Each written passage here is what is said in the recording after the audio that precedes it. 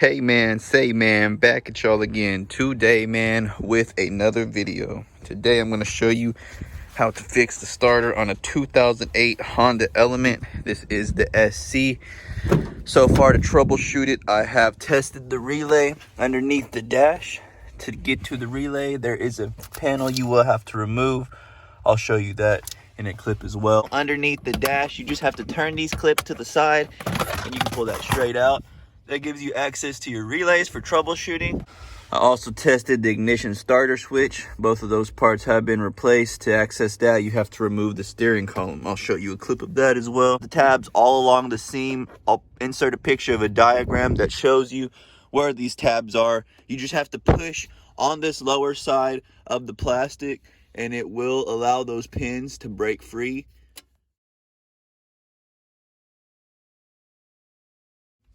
So now the next step is going to be pop the hood and diagnose the starter itself.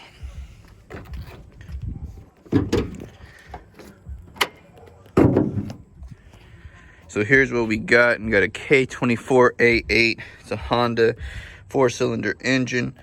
To get to the starter, we're gonna have to remove the intake manifold here, some vacuum lines, possibly this intake setup. Pull that back. We have 10mm bolts on the intake manifold we need to remove. That's where we're gonna start out. We're also gonna have to pinch off those vacuum lines here and here. Ain't nothing to it but to do it. All right, starting off, you're going to run and remove this plastic cover. It's held on by two 10mm bolts here and here. You're also going to want to remove this plastic fascia here and remove this radiator support. You got some bolts here. I believe those are 10mm as well. You're going to need some of these special push pin pliers to go ahead and get these plastic pins out without damaging them. We're gonna go ahead and do that right now, and then I'll show you what it looks like to take this radiator support off behind this plastic fascia. We got that plastic piece off. We're gonna access these 10mm bolts here, here, and here to remove the radiator support. Might also have to remove this guy down here. It's all gonna be done with a 10mm socket, and you can probably go ahead and use your impact to bust those loose. Right, guys, here's what we're looking with the radiator support removed and those plastic fascias. We also did have to take off this underneath plastic cover. I'll show you the pins for that later on in the clip as well. Here's what that plastic shield looks like underneath the car. It goes all the way underneath the car, has some retainers here and here. There's a lot of plastic pins. I want to say there's probably 12 plastic pins, and 2 of the pins come up behind your wheel. So 2 of the pins will be in your wheel well. That will be on your driver and passenger side. This is the upper plastic fascia, and this right here is your radiator support. The wire harness is clipped in all the way on all those holes, so you will have to pull the pins out of the wire harness, and you will have to pull the pins out of the hood release to get that radiator support off. But now that we got that exposed, we can see the intake manifold, and we will begin to take off the intake manifold and expose the starter. All right, guys, we've got the intake manifold removed. Took 5 bolts up top. I did have to mess with the throttle body. There's the starter right there. We can see the power cable up top. We need to get this wire loose. Got a bolt underneath and a bolt up top to remove. I'll identify all those for you. Here's what the intake manifold itself is looking like. You gotta get this bracket down here. There's also a wire harness clipped on to these pegs right here. Very, very hard to get off, but now that we've got it off, this is what it's looking like off of the car. This is the bolts right here for the throttle body I had to take off in order to finish getting the intake manifold off.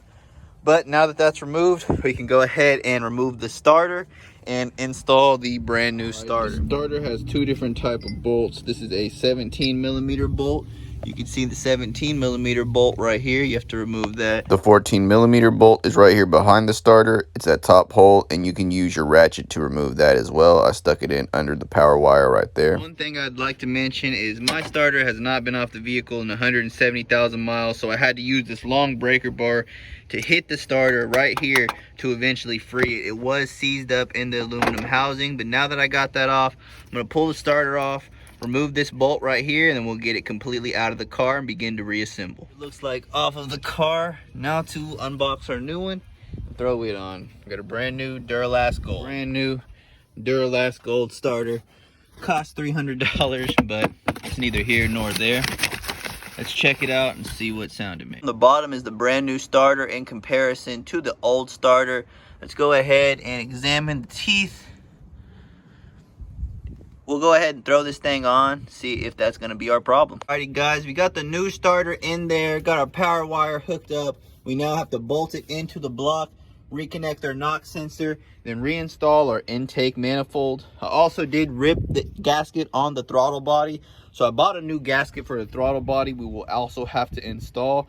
Also got a brand new gasket for the intake manifold as well. Now I did take off the starter and reinstall it with hand tools. However, if you had an angled ratchet for your impact driver, you probably could use it just fine to get that back starter bolt. But right now we are tightening down the 14mm bolt on the back of the starter, which is that guy right here. You can see the head right there of the 14mm bolt. Your 17mm bolt, which is down there, has already been tightened. Now we just got to tighten in that 14mm. This right here is the throttle body gasket that I damaged. Gonna have to replace that.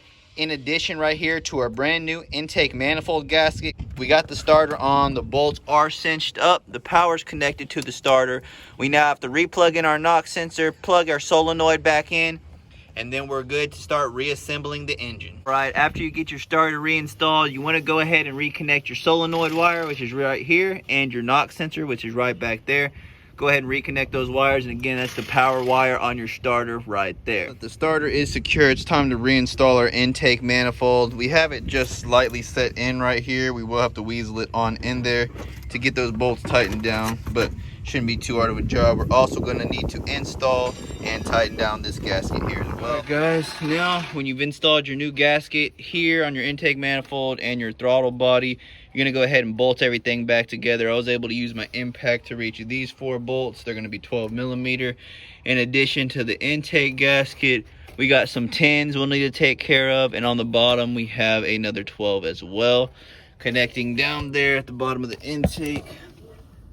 That you have to tighten up. So once we get that tightened down, we'll try to give the car a start. Now that you got your starter installed, your intake manifold and throttle body reassembled, brand new gaskets in there, go ahead and reinstall your radiator support. I went ahead and removed my hood latch too as I was taking off my radiator support. So I'm gonna go ahead and reinstall that. I have one last bolt underneath the radiator support that goes down here. When that bolt is installed, you can re-plug in your wire harness loom and then go try to start the car. Right, guys, we got the car all assembled and ready to go. Now, the last thing to do is to start her up. Hope she fires. Let's see it. Starts right up. Sheesh. Alrighty guys, this was me showing you how to replace the starter on a 2008 Honda Element SC. Thank you so much for watching, and I'll see you in the next one.